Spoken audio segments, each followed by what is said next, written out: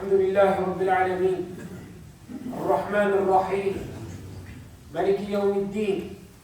الحمد لله نحمده ونستعينه ونستغفره ونتوب إليه ونعوذ بالله من شرور أنفسنا ومن سيئات أعمالنا. من يهده الله فلا مضل له ومن يضلل فلا هادي له. وأشهد أن لا إله إلا الله وحده لا شريك له وأشهد أن محمدا عبده ورسوله. سبحان رب السماوات والأرض رب العرش عما يصفون. Gloire au Seigneur des cieux et de la terre, Seigneur du trône, il transcende de ce qu'il décrit. Allah Jalla Jalaluhu est un Seigneur qui mérite d'être craint, vénéré, imploré, évoqué, invoqué. Il mérite d'être adoré, unifié, glorifié. Il mérite d'être loué, le puissant, l'exalté. Il mérite d'être aimé. Gloire à sa majesté, subhanahu wa ta'ala. Fata'ala Allahu al-Malik al-Haq. Que soit exalté Allah, le souverain, le vrai. La ilaha illa hu. Nulle divinité en dehors de lui, Rabbul Arsh al-Karim, le Seigneur du trône sublime. Il est le seul et l'unique, il n'a pas d'associé, ni de compagne, ni de protecteur contre l'humiliation. Il n'a pas engendré, n'a pas été engendré. وَأَنَّهُ تَعَالَى جَدُّ رَبِّنَا مَا اتَّخَذَ صَاحِبَةً وَلَا وَلَدًا. En vérité, la grandeur de notre Seigneur est exaltée. Il ne s'est donné ni compagne, ni enfant. La grandeur lui appartient, Jalla Jalaluhu, dans les cieux et la terre. Et c'est lui le puissant, le sage. وَلَهُ الْكِبْرِيَاءُ فِي السَّمَاوَاتِ وَالْأَرْضِ وَهُوَ الْعَزِيزُ الْحَكِيمُ. Sa miséricorde embrasse toutes choses, وَرَحْمَتِهِ وَسِعَتْ كُلَّ شَيْءٍ. Et ses dons ne sont refusés à personne. وَمَا كَانَ عَطَاءُ رَبِّكَ مَحْظُورًا. Il nous a comblés de ses bienfaits apparents et cachés. وَأَسْبَغَ عَلَيْكُمْ نِعْمَهُ ظَاهِرَةً وَبَاطِنًا. Il nous a guidés vers l'islam, il nous a permis de le mentionner. Il nous a permis de s'incliner devant lui et de se prosterner. Il passe sur beaucoup de nos méfaits. Il efface et pardonne nos péchés. Il nous guide quand nous sommes égarés. Il nous répond quand nous sommes angoissés. Il nous a créés à la perfection et il nous a parfaitement façonnés. Il nous permet de respirer, de voir, d'observer, de parler, d'entendre, d'échanger, de dialoguer, de boire, de manger, de goûter, de digérer, de bouger, de marcher et de se déplacer. Il nous permet de réfléchir, de penser, de comprendre et de raisonner. Il nous a donné la vie et il nous a permis d'exister. وَمَا بِكُم مِّن نِّعْمَةٍ فَمِنَ اللَّهِ ثُمَّ إِذَا مَسَّكُمُ الضُّرُّ فَإِلَيْهِ تَجْأَرُونَ. Et tout ce que vous avez comme bienfait provient d'Allah. Puis quand le malheur vous touche, c'est lui que vous implorez à haute voix. Allah Jalla Jalaluhu, de par sa grâce et sa miséricorde et en guise de récompense, nous augmentera en bienfait si nous sommes reconnaissants envers lui pour les bienfaits qu'il nous a accordés. La reconnaissance envers Allah tabaraka wa ta'ala, additionnée à la bonne mise en pratique de la foi, se solde toujours par la protection de la punition et du châtiment. ما يفعل الله بعذابكم من شكرتم وآمنتم وكان الله شاكرا عليما. Pourquoi Allah va-t-il vous infliger un châtiment si vous êtes reconnaissant et croyant? Certes, Allah est reconnaissant et omniscient.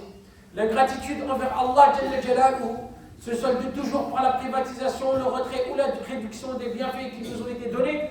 وضرب الله مثلا قرية آمنة مطمئنة يأتيها رزقها رغدا من كل مكان فكفرت بنعم الله فأذاقها الله لباس الجوع والخوف بما كانوا يصنعون. Et Allah propose en parabole une vie. Elle était en sécurité, tranquille. Sa part de subsistance lui venait de partout en abondance. Puis elle se montra ingrate au bienfait d'Allah. Allah lui fait alors goûter la violence de la faim et de la peur en punition de ce qu'il faisait. À Allah appartient ce qu'il a donné et à lui appartient ce qu'il a repris. S'il décide, subhanahu wa ta'ala, de nous augmenter en bienfait parce que nous avons été reconnaissants envers lui, alors personne ni rien ne peut s'opposer à ce commandement. La mu'aqqiba li hukmihi. Et s'il décide de nous reprendre ce qu'il nous a octroyé, alors personne ni rien ne peut s'opposer à ce commandement. La mu'aqqiba li hukmihi. Il n'a peur d'aucune conséquence, et personne ne peut lui demander de rendre des comptes. لا يسألوا عما يفعل وهم يسألون. أما بعد فقد قال مولانا عز من قائل لقد من الله على المؤمنين إذ بعث فيهم رسولا من أنفسهم يتلو عليهم آياته ويزكيهم ويعلمهم الكتاب والحكمة وإن كانوا من قبل لفي ضلال مبين. Nous sommes souvent amenés à croire que notre pratique religieuse est suffisante, tout en étant satisfait et rassuré. en se disant que ça y est, c'est bon. Tout est garanti. Et nous comparons inconsciemment notre pratique religieuse à celle de la masse ou à celle de ceux qui nous sont inférieurs en spiritualité. D'où pourquoi on entend la fameuse phrase « mais au moins je prie ». Allah al-Musta'an. On entend la fameuse phrase « j'ai une bonne pratique de la religion ». Et la personne dit d'elle-même « ana multazi » en étant confiant et rassuré. Cette autosatisfaction de soi ou de sa pratique religieuse était une chose que les premières générations craignaient. C'était une chose que les premiers musulmans redoutaient. Le croyant a constamment besoin de se remettre en question et de checker ses actes et sa mise en pratique pour voir si elle concorde toujours avec les commandements d'Allah subhanahu wa ta'ala. Il a constamment besoin de purifier son âme et de ne pas regarder uniquement ses qualités, mais jeter un œil à ses manquements et à ses défauts pour les améliorer et aller de l'avant. Là, on oublie que la foi est une chose qui se régénère. La foi est une chose qui se renouvelle. Et que notre pratique de l'islam doit être entretenue. La foi s'use et s'abîme et diminue. Le prophète sallallahu alayhi wa sallam nous dit « Inna al-iman la yakhlaqu fi jawfi ahadikum kama yakhlaqu al-thawb fas'alu Allah an yujaddida al-iman fi qulubikum » Certes, la foi s'abîme dans la poitrine de l'un d'entre vous, comme le vêtement s'abîme. Ainsi, demandez à Allah de renouveler la foi dans vos cœurs. Et le prophète sallallahu alayhi wa sallam nous dit également « Jaddidu imanakum » Renouvelez votre foi. Ô messager d'Allah, demanda-t-on, comment pourrions-nous renouveler votre foi? Et il répondit sallallahu alayhi wa sallam, Akhiru min qawli la ilaha illallah. Répétez fréquemment, dites de manière fréquente, la ilaha illallah. La. Mais il ne suffit pas de le répéter comme ça, comme des perroquets. De le répéter d'une manière qui est vide de tout sens. Le dire avec le cœur en ayant la certitude sur ce que nous disons. Et ensuite, la mise en pratique. Il va falloir également mentionner le nom, l'unicité, la grandeur, la puissance d'Allah, tabaraka wa ta'ala, à chaque instant et à tout moment. Jusqu'à ce que sa grandeur pénètre nos cœurs.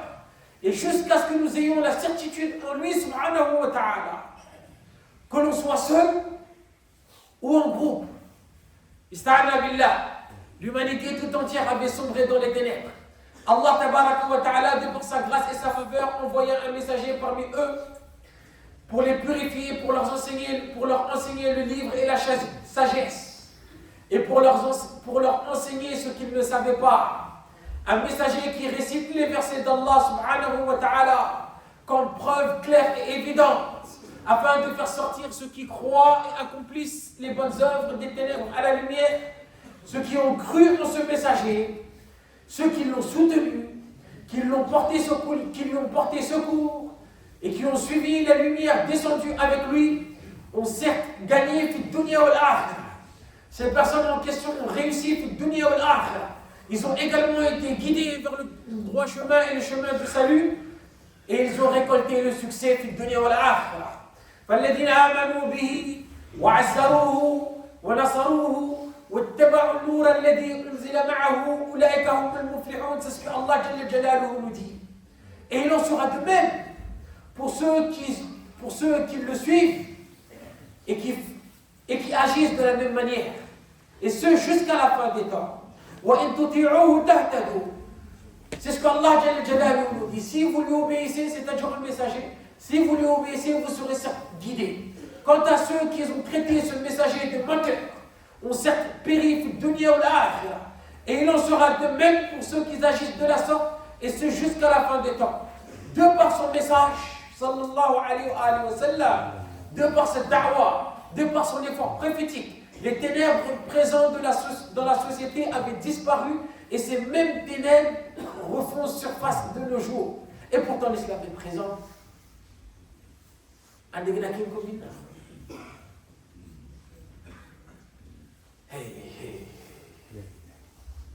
Pourquoi? Parce que cette da'wa et cet effort prophétique ont été délaissés. Cette éducation reçue d'un Rasoul sallallahu alayhi wa sallam a été mise de côté. Le message qu'il nous a transmis venant de notre Seigneur a été mis à l'écart. Nous avons mis de côté les nobles principes de notre religion. Notre mode de vie n'est plus basé sur les commandements d'Allah Jalla Jalaluhu, ni sur la sunna de son prophète sallallahu alayhi wa sallam. D'où pourquoi les ténèbres refont surface. À l'époque d'Al-Jahiliya, à l'époque pré-islamique, bien même avant que le prophète sallallahu alayhi wa sallam ne soit envoyé, les individus adoraient les idoles. Ils attribuaient des associés à Allah Jalla Jalaluhu. Et les musulmans aujourd'hui font de même. En accrochant des gris-gris ou des talismans autour de sa taille ou de son bras, autour de son poignet ou autour de son doigt, en pensant que tant que cette chose est présente, je serai protégé. Tant que cette chose est présente, j'aurai le bonheur. Il va mettre quelque chose dans sa poche, ou il va l'accrocher au mur de sa maison, ou il va le placer quelque part dans sa voiture, en ayant la certitude que c'est cette chose qui pourra la protéger. On attribue à Allah des associés. Et comment on veut s'en sortir dans cela? Et pourtant l'islam nous dit adorez Allah et ne lui donnez aucun associé. إنه من يشرك بالله فقد حرم الله عليه الجنة ومأواه النار وما للظالمين من أنصار. Quiconque associe à Allah d'autres divinités, Allah lui interdit le paradis et son refuge sera le feu, et pour les injustes, pas de secoureur.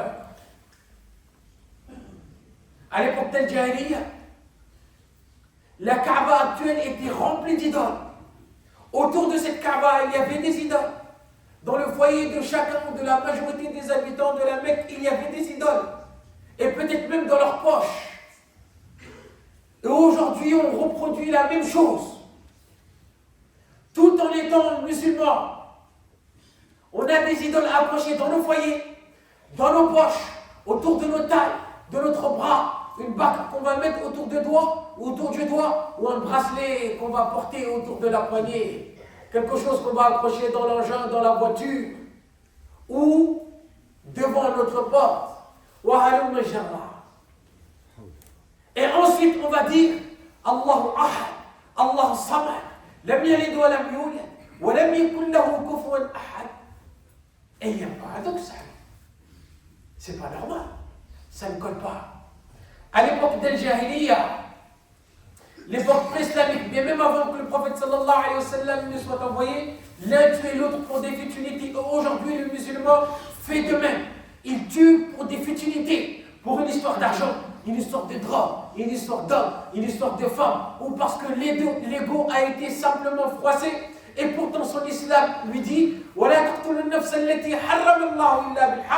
et sauf un bon droit, ne tuez point la vie qu'Allah a rendue sacrée. À l'époque d'Al-Jahiliya, à l'époque pré-islamique, mais même avant que le prophète sallallahu alayhi wa sallam ne soit envoyé, ils enterraient leurs filles vivantes et tuaient les enfants par crainte de pauvreté. Et aujourd'hui, le musulman reproduit la même chose en faisant recours à l'avortement ou à même tuer et abandonner cet enfant de manière atroce dans la nature sous prétexte que ce n'est pas le bon moment, je ne suis pas prêt, ce n'était pas voulu, c'était inéraire, ce n'était pas dans les plans, hein.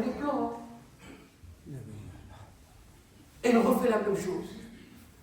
Et parce que j'ai peur de ne pas assumer ma responsabilité, j'ai peur de ne pas répondre à ses besoins, je ne suis pas prêt financièrement parlant. Et pourtant son islam me dit وَلَا تَقْتُلُوا أَوْلَادَكُمْ خَشْيَةَ إِمْلَاقٍ نَحْنُ نَرْزُقُهُمْ وَإِيَّاكُمْ إِنَّ قَتْلَهُمْ كَانَ خِطْئًا كَبِيرًا. Et ne tuez pas vos enfants par crainte de pauvreté. C'est nous qui attribuons leur subsistance, tout comme à vous. Les tuer est vraiment un énorme péché. Il fait recours à l'avortement où la femme le fait d'elle-même. Et ensuite cet enfant qui a été injustement tué sera interrogé au Qiyamah. وإذا الموءودة سئلت بأي ذنب قتلت. Pour quel péché elle a été tuée? Et si jamais tu es l'auteur de ce crime, bon courage, mon ami. À l'époque d'Al-Jahiliya, à l'époque pré-islamique, les individus pratiquaient l'usure à riba, Et le musulman d'aujourd'hui fait de même pour multiplier ses intérêts, pour accroître son commerce ou son business, pour acheter un bien matériel, que ce soit une maison, un appartement, une voiture, ou même pour accomplir le mariage. Il va contracter un crédit et ensuite se faire une raison et se convaincre que cette raison est recevable auprès d'Allah tabaraka wa ta'ala.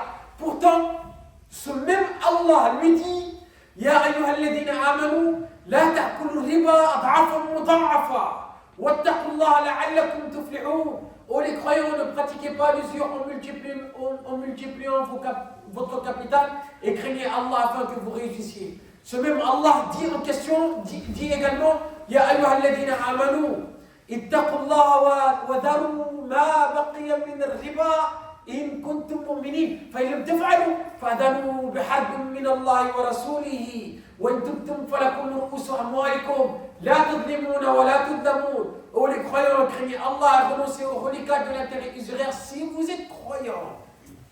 Et si vous ne le faites pas, alors recevez l'annonce d'une guerre de la part d'Allah et de son messager. Et si vous vous repentez, فلكم رؤوس أموالكم, vous aurez vos capitaux. La tadlimouna, vous ne serez point lésés. La tadlimouna, vous ne léserez personne. Wala tudlamoun, et vous ne serez point lésés. À l'époque d'Al-Jahiliya, l'époque pré-islamique, ils commettaient la turpitude, l'adultère, la fornication. Et le musulman d'aujourd'hui reproduit la même chose, les mêmes ténèbres. Et pourtant l'islam nous dit Wala taqrabu zina, innahu kana fahishatan wa sa'a sabila. Et n'approchez point à la fornication, en vérité c'est une turpitude et quel mauvais chemin. À l'époque d'Al-Jahiliya, à l'époque pré-islamique, ils avaient un rapport intense avec l'alcool et ils consommaient le vin. Et le musulman d'aujourd'hui fait de même. Pour noyer ses soucis, pour noyer son chagrin, ou juste pour oublier temporairement ses problèmes, il fait recours à l'alcool et le vin, et il plonge, il sombre là-dedans. À l'époque d'Al-Jahiliya, ils pratiquaient également les jeux d'hasard. Et le musulman aujourd'hui fait de même via les paris sportifs et les autres choses. Va dans les tabacs et tu verras. Tout le monde est scotché sur l'écran. Tout le monde est en train de gratter je ne sais pas quoi.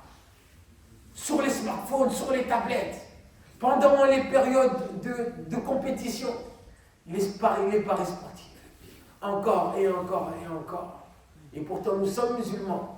Et pourtant Allah nous dit Ya ayyuhalladhina amanu إنما الخمر والميسر والأنصاب والأزلام رجس من عمل الشيطان فاجتنبوه. Il n'y a pas plus clair que cela. فاجتنبوه لعلكم تفلحون. Oh les croyants, le vin, le jeu d'hasard, les pierres dressées, les flèches de divination ne sont qu'une abomination, œuvre du diable. Écartez-vous-en afin que vous réussissiez. À l'époque d'Al-Jahiliya, à l'époque pré-islamique, on rompait les liens de parenté. Et le musulman d'aujourd'hui reproduit la même chose pour X ou Y raison. Et pourtant son islam nous dit Wattaqullaha alladhi tasa'aluna bihi wal arham inna Allaha kana alaykum raqiba. Pour une histoire d'héritage, pour une histoire de terrain, pour une histoire d'égo froissé, pour une histoire pour des futilités.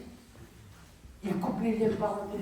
Et Allah lui dit et craignez Allah au nom duquel vous vous implorez les uns les autres, et craignez de rompre les liens du sang. Car Allah vous observe parfaitement. À l'époque d'Al-Jahiliya, à l'époque pré-islamique, il profanait des paroles mensongères. Et le musulman d'aujourd'hui fait de même. Il profane des paroles mensongères à l'égard d'un individu ou d'un peuple pour X ou Y raison. Et pourtant son islam nous dit فَاجْتَنِبُوا الرِّجِسَ مِنَ الْأَوْثَانِ وَاجْتَنِبُوا قَوْلَ الزُّورِ. Et écartez-vous de la souillure des idoles. Et abstenez-vous des paroles mensongères. À l'époque d'Al-Jahiliya, l'orgueil faisait place. Et aujourd'hui, c'est le cas avec les musulmans. Moi, on ne me dit pas ça. On ne me fait pas ça. Je vais leur montrer qui je suis. Moi, je suis parce que... Allah. Et pourtant, l'islam nous dit وَلَا تُصَعِّرْ خَدَّكَ لِلنَّاسِ وَلَا تَمْشِي فِي الْأَرْضِ مَرَحًا. On ressent cet orgueil, on constate cet orgueil, même quand il marche, lorsqu'il parle, lorsqu'il regarde, ولا تسحر خدك للناس ولا تمشي في الأرض مرحا إن الله لا يحب كل مختال فخور. Et ne détrompe pas ton visage des hommes et ne foule pas la terre avec arrogance, car Allah n'aime pas les présomptueux pleins de gloriole. ولا تمشي في الأرض مرحا إنك لن تخرق الأرض ولن تبلغ الجبال طولا. Et ne foule pas la terre avec orgueil. Tu ne sauras jamais fendre la terre et tu ne pourras jamais atteindre la hauteur des montagnes. Et des exemples comme ça, il y en a plein. Des similitudes entre le mode de vie avant l'arrivée du prophète sallallahu alayhi wa sallam et notre mode de vie, il y en a beaucoup, il y a beaucoup de similitudes. Pourquoi les ténèbres qui étaient présents jadis dans l'époque d'Al-Jahiliya ont refait surface aujourd'hui? Ista'ana billah. Comment se fait-il que la communauté islamique a atteint ce niveau? Pourquoi le mal s'est autant répandu alors qu'il y a du bien dans cette communauté et il y a du bien dans les individus qui la composent? Point d'interrogation. أقول ما تسمعون واستغفر الله لي ولكم ولسائر المسلمين فاستغفروه إنه كان غفورا رحيما رب اغفر وارحم وأنت خير الراحمين. الحمد لله رب العالمين وصلى الله على خير المرسلين وعلى آله وصحبه أجمعين ومن تبعهم بإحسان إلى يوم الدين. Comment se fait-il que la communauté islamique a atteint ce niveau? Pourquoi telle est notre situation actuelle? Et pourtant, nous avons le même islam que celui des compagnons. Ces compagnons qui étaient purifiés de toutes ces mauvaises choses qu'on vient de mentionner, jusqu'à devenir de meilleures personnes et des personnes agréées par Allah tabaraka wa ta'ala.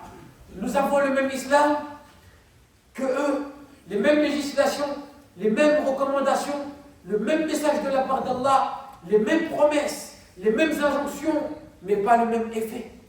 Et pourquoi? Pas le même effet. Pourquoi cela? Pourquoi notre pratique de l'islam ne nous a pas réformés alors que la leur les a réformés? Et c'est là que Shaitan va venir t'insuffler quelque chose en disant oui, eux ce sont des compagnons, on n'est pas pareil, ils ont vu un Rasoul, ils ont vécu avec Rasoul, alors que nous, Abou Koundou, si tu fais l'erreur de l'écouter, tu tombes dans le piège. Tu tombes dans le piège. Parce que si Allah avait rendu cela exclusif aux compagnons, alors le verset qui dit Dhalika liman khashiya rabba n'aurait plus aucun sens. Le verset qui dit Walladhina taba'u bi ihsan n'aurait plus aucun sens. Et Allah est trop juste pour fermer la porte et rendre cette grâce et cette faveur exclusive aux compagnons. Alayhi min Allah et salam. Tu ne peux pas atteindre leur degré ni leur niveau, mais tu peux suivre leur pas. Tu peux croire comme ils ont cru. Tu peux sacrifier comme ils ont sacrifié. Même si ce n'est pas au même degré. Tu suis les pas. Tu suis le chemin qu'ils ont emprunté. Et Allah va t'accorder son agrément tout comme il leur a accordé son agrément.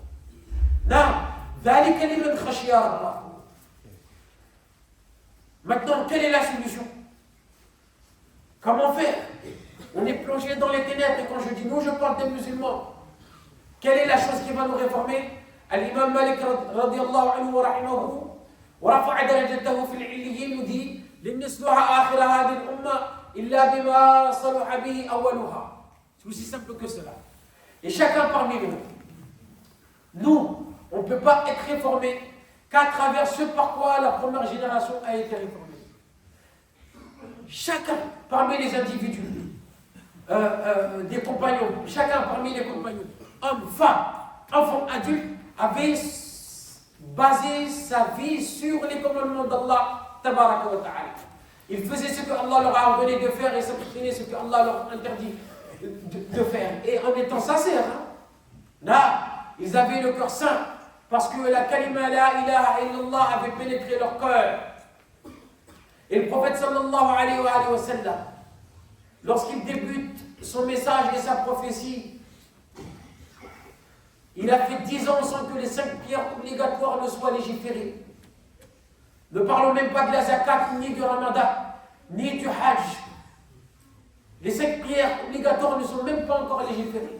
Pendant 10 ans, qu'est-ce qu'il faisait? Est-ce qu'il était assis sur les palmiers en train de siroter du jus de goya? Abadan. Il y avait un effort acharné qui était fourni, qui était fait. Il disait aux gens, Ya ayyuhan nas, qulu la ilaha illallah tuflihu. Aux gens, dites la ilaha illallah, vous récolterez les succès.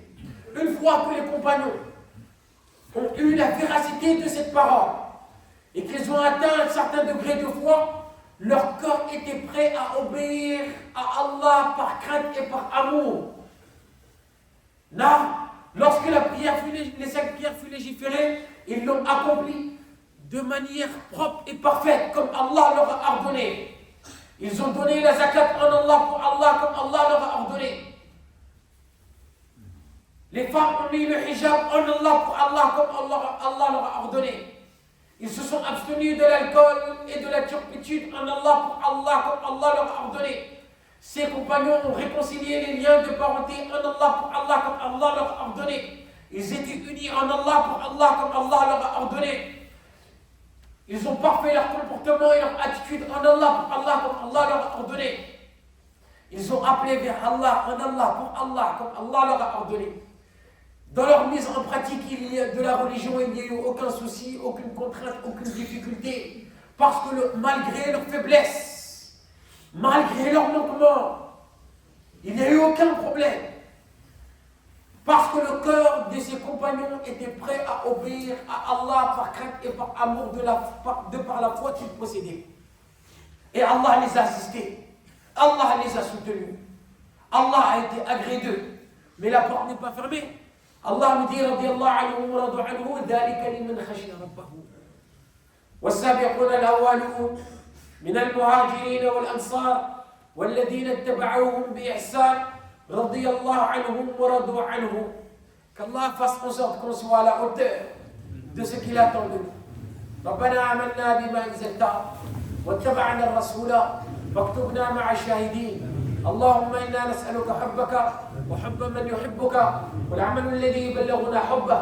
اللهم ردنا إليك مردا جميلا. اللهم ردنا إليك مردا جميلا. اللهم لا تردنا خائبين واغفر لنا أجمعين ولجميع موتى المسلمين الذين شهدوا لك بالوحدانية ولنبيك بالرسالة وماتوا على ذلك. اللهم اغفر لهم وارحمهم وعافهم واعف عنهم وأكرم نزلهم ووسع مدخلهم واغسلهم بالماء والثلج والبرد ونقيهم من الذنوب والخطايا كما ينقى الثوب الأبيض من الدنس. حفظك الله لنا وللأمة يا أمة وحفظك الله من كل سوء وبلاء ورحمة الله عليك يا أبتي في الفردوس الأعلى بإذن الله مع النبيين والصديقين والشهداء والصالحين وحسن أولئك رفيقا والحقنا بك في أعلى الجنان. والذين آمنوا واتبعتهم ذريتهم بإيمان ألحقنا بهم ذريتهم وما ألتناهم من عملهم من شيء كل امرئ بما كسب رهين. وصلى الله على أشرف الأنبياء والمرسلين والحمد لله رب العالمين. Il y a une demande de doigt pour une personne qui est extrêmement malade d'un cancer. Une autre personne qui demande à faire du doigt pour son défunt. Qu'Allah Azza wa Jal règle tous les problèmes. Ceux qui sont décédés, qu'Allah leur fasse miséricorde. Ceux qui sont malades, qu'Allah leur accorde une guérison sans séquelles. Ceux qui ont des problèmes de papier, problèmes de travail, problèmes de dette, n'importe quel problème, qu'Allah Azza wa Jalla règle tout et qu'Allah règle le problème le plus important que nous avons, c'est au niveau de notre foi et de notre compréhension de la religion. Qu'Allah Tabaraka wa Ta'ala nous facilite à tout à chacun. On n'oublie pas le projet, il continue, c'est notre projet et celui de nos enfants et ceux qui vont venir après. Mashallah, il y a beaucoup de dons qui ont été faits, beaucoup de sacrifices qui ont été faits et Allah récompensera tout à chacun en fonction du sacrifice qu'il a fait. Et nos biens les plus précieux sont ceux que nous avons financés dans le sentier d'Allah subhanahu wa ta'ala. Jazakumullahu khairan wa barakallahu fikum.